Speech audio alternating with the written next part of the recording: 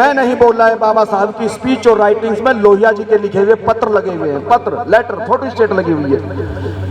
मैं उनको श्रद्धांजलि अर्पित करता हूं।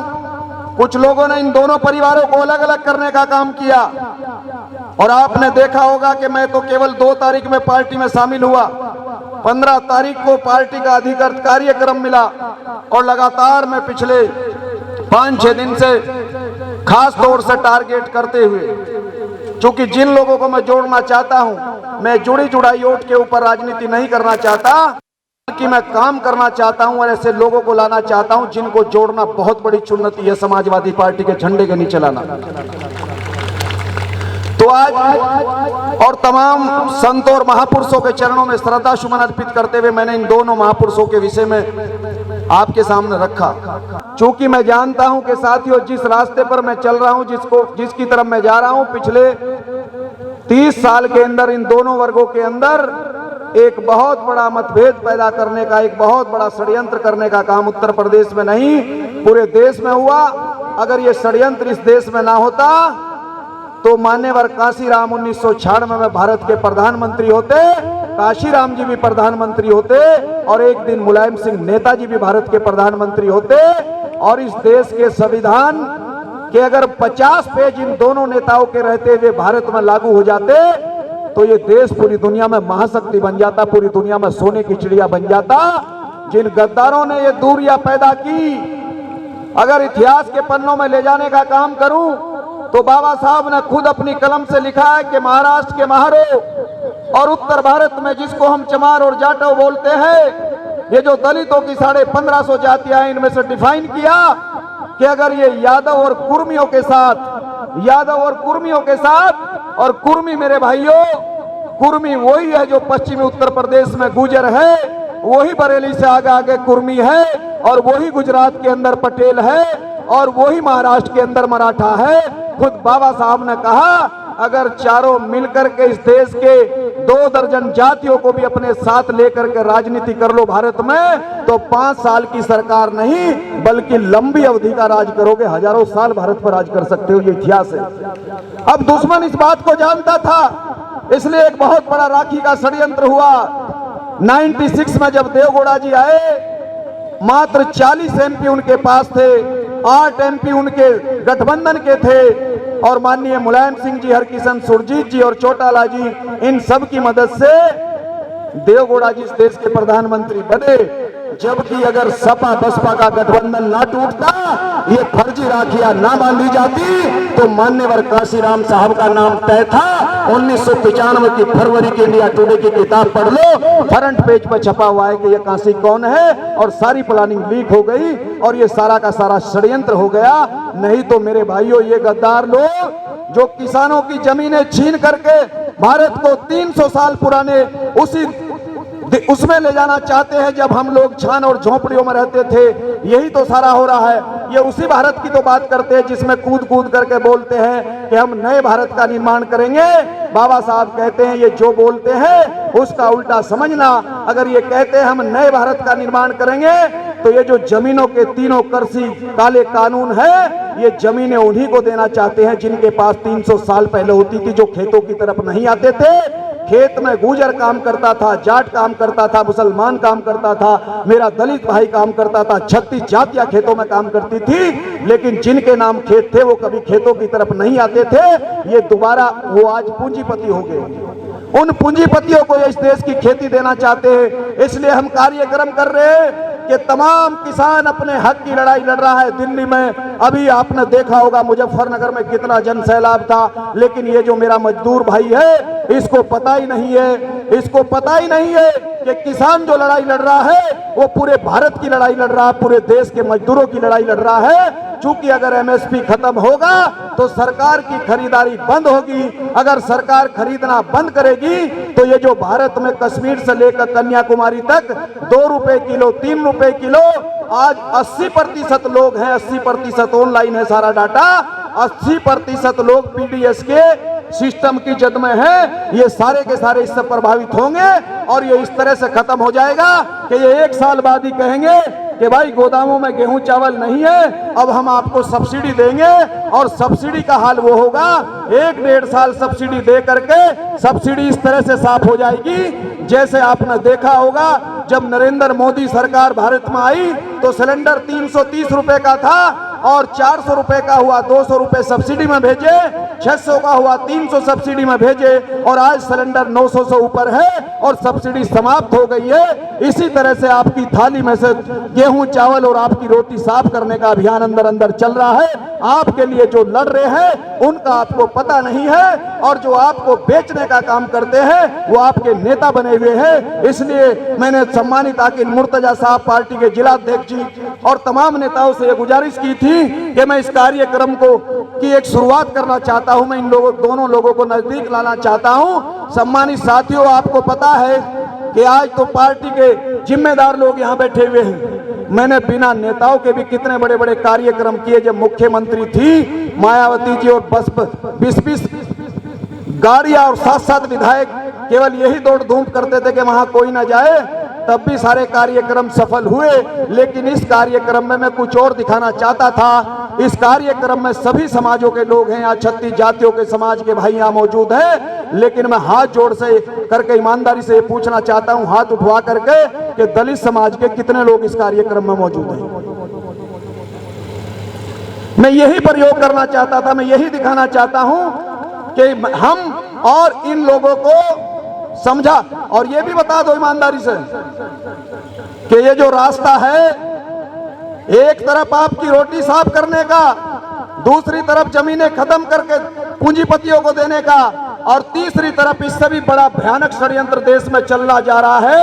आपको इसका पता नहीं है, और ये सारा का सारा इसलिए संभव हो रहा है चूंकि इस देश में जो हमारे नेता बने हुए हैं वो कहते हैं हम तो अकेले लड़ेंगे। देश में जिस पार्टी की सरकार, जिसका देश में प्रधानमंत्री, जिनका राष्ट्रपति, 20 राज्यों में जिनकी सरकारें, सारा सुप्रीम कोर्ट जिनके कब्जे में, 550 जिलों में जिनके डीएम और एसएसपी, वो 22 दलों का गठबंधन बना करके इस देश में चुनाव मैदान में उतरते हैं और हमारा बेवकूफ बनाने वाले कहते हैं कि हम तो अकेले चुनाव लड़ेंगे। हरियाणा के अंदर भी यही हुआ। अगर बसपा दुष्यंत चौटाला से गठबंधन ना तोड़ती तो बीजेपी 1000% हारती।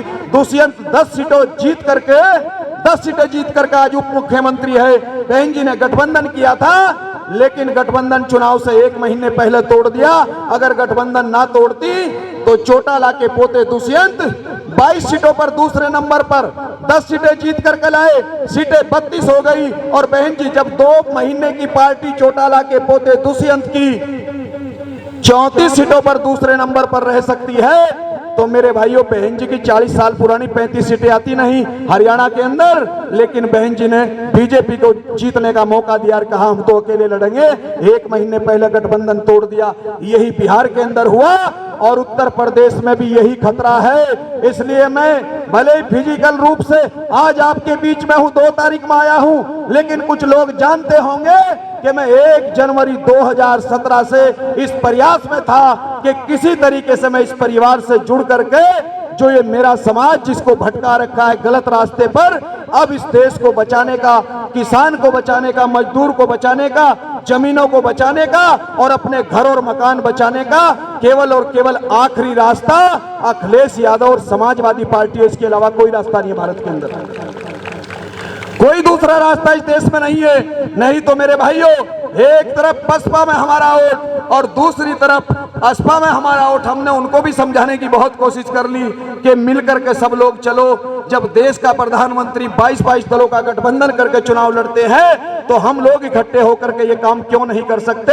और आज देश में माननीय अखिलेश यादव जिस काम को करने का काम कर रहे हैं, तमाम छोटी छोटी पार्टियों को लेकर के आज वो गठबंधन बना करके उत्तर प्रदेश के अंदर 1000% सरकार बनाने जा रहे हैं। मेरे भाइयों, अगर हमने अपनी सोच को बांटने का काम किया और गलती से ही कहीं भी, अगर कहीं 1% भी अगर कहीं योगी आदित्यनाथ दोबारा आने का काम होगा तो ये बीजेपी की सरकार 24 का चुनाव फिर मशीन पे करवाएगी और मशीन पे चुनाव होते ही 24 के अंदर मोदी आएंगे और मोदी के बाद आते ही 24 के बाद 25 में पूरे भारत में एनआरसी लागू होगी। वकील साहब, प्रोफेसर साहब बैठे, अकील साहब बैठे हुए, पार्टी के राष्ट्रीय सचिव कल का द हिंदू अखबार पढ़ लीजिए जो बोल रहा हूं यहाँ। द हिंदू इंडियन एक्सपेक्ट कल के अखबार में क्लियर कर दिया भारत सरकार ने कि आसाम में जिस तरह से एनआरसी हुई है पूरे देश में इसी तरीके से एनआरसी होगी और उसकी तैयारी अंदर अंदर चल रही है। गांव गांव में लेखपाल, पटवारी और तमाम सरकार के अफसर लोगों के घर लिखते हुए घूम रहे हैं और घर लिख करके चिन्हित कर रहे हैं कि कौन सा घर किसका है। और ये सारा काम इसलिए हो रहा है कि 25 में जब एनआरसी होगी, और मेरी बात पर यकीन करने से पहले आसाम के लोगों से पूछ लेना कि 19 लाख लोगों के नाम एनआरसी के रजिस्टर में नहीं आ पाए, जो नहीं बता पाए कि उनका जन्म भारत में हुआ है या बांग्लादेश में हुआ है। हम लोग उत्तर भारत के किनारे पर बैठे हुए हैं, इधर पाकिस्तान है। जब इधर उत्तर प्रदेश में एनआरसी होगी, जम्मू और पंजाब में, तो हमारे से पूछा जाएगा कि ये बताओ सन 47 में देश आजाद हुआ था तो आप पाकिस्तान में पैदा हुए या भारत में, इसका सबूत दो। इसका सबूत आपसे लिया जाएगा। आधार तो अभी 10 साल पहले बना है, पहचान पत्र 1995 में टीएन सेशन के साइन में मिला है। कौन सा सबूत दोगे? पढ़ने लिखने का प्रमाण पत्र मानने को तैयार नहीं है। ये केवल सबूत चाहिए जमीनों का, और जमीनें उस समय आपके और हमारे किसी बड़े के पास नहीं थी। जमीनों का तो मैंने जिक्र कर दिया, उस दौर में किसके पास थी जमीनें, तो बाद में आइए। इसलिए मेरे भाइयों, आपको और हमें, पूरे देश के तमाम गरीबों को, वो चाहे किसी जाति का आदमी है, ये चाहते हैं 100 पूंजीपति भारत को चलाएंगे। हम सारे लोगों को फंसाने की योजना इन्होंने तैयार कर दी है। जो एनआरसी में सबूत नहीं दे पाएगा उसके लिए नया कानून बना करके तैयार रखा हुआ CAA, उसका फार्म भरवाएंगे और उसका फार्म भरते ही जो हम सदियों से भारत के रहने वाले थे, हम लोगों को ये विदेशी नागरिक घोषित करेंगे। क्योंकि CAA केवल बाहर से आए हुए 5 मुल्कों के देश से जो बाहर भारत में आकर के 5 साल रहेगा उसके लिए है। और जैसे ही हम CAA के फार्म में बाहर के नागरिक हो जाएंगे तो 4 साल बाद फिर पटवारी और मास्टर गांव गांव आकर के कहेंगे, हाँ भाई दिखाओ, आपकी तो नागरिकता बाहर की, आप तो है ही नहीं, यहाँ तो रह सकते हो और आपका नाम वोटर लिस्ट में है, तो आपकी वोटर लिस्ट में D लिख दिया जाएगा। D का मतलब डाउटफुल।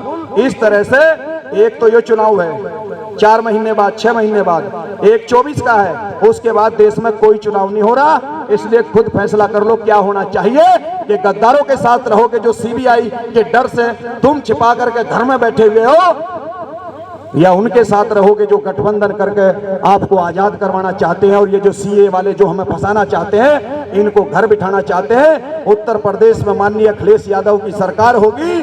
और ये मैं कह रहा हूं कि मुझे गर्व है इस बात का, मैं 2 तारीख में पार्टी में शामिल हूं आप सबके प्रयास से। और 4 दिन पहले माननीय अखिलेश यादव जी का बयान ही नहीं आया, बल्कि तमाम अखबारों में फ्रंट पेज पर छप गया कि DM और EM दोनों से सावधान रहना। EVM, इलेक्ट्रॉनिक वोटिंग मशीन, तो ये संकेत दे रहा है कि उत्तर प्रदेश में समाजवादी पार्टी की सरकार होगी तो 24 में मशीन पे नहीं, बैलेट पे चुनाव होगा। और बैलेट पे चुनाव होते ही नरेंद्र मोदी दिल्ली से सीधे गुजरात मिलेंगे। तो ये जो हमारी सारा काम निमट गया ना, सारा काम निमट गया। किसान भी बचेगा, मजदूर भी बचेगा और ये देश भी बचेगा। नहीं तो मेरे भाइयों, ये 3-4 काम जो बताए, ये सारे होने के बाद फिर भारत का संविधान खत्म होगा और उसके बाद सरकारें शरणार्थी कैंप बनाने का बजट दे रही है। इसलिए भाइयों, हम तो आपको और अपने आप को बचाने का, अपने मुस्तकबिल, अपने बच्चों को बचाने की इस लड़ाई में समाजवादी पार्टी में शामिल हुए हैं। हम किसी पद के लिए शामिल नहीं हुए हैं। हम तो माननीय अखिलेश यादव जी और मंच पर बैठे हुए नेताओं को मजबूत करना चाहते हैं। अपना योगदान जो भी हमारे बस का, तन मन धन से हम हर तरह से इनको सहयोग करेंगे। खबर को अगर आप फेसबुक पर देख रहे हैं तो हमारे फेसबुक पेज को लाइक और फॉलो जरूर कीजिए। और अगर आप यूट्यूब पर देख रहे हैं तो हमारे चैनल को यूट्यूब पर जाकर अभी सब्सक्राइब कीजिए।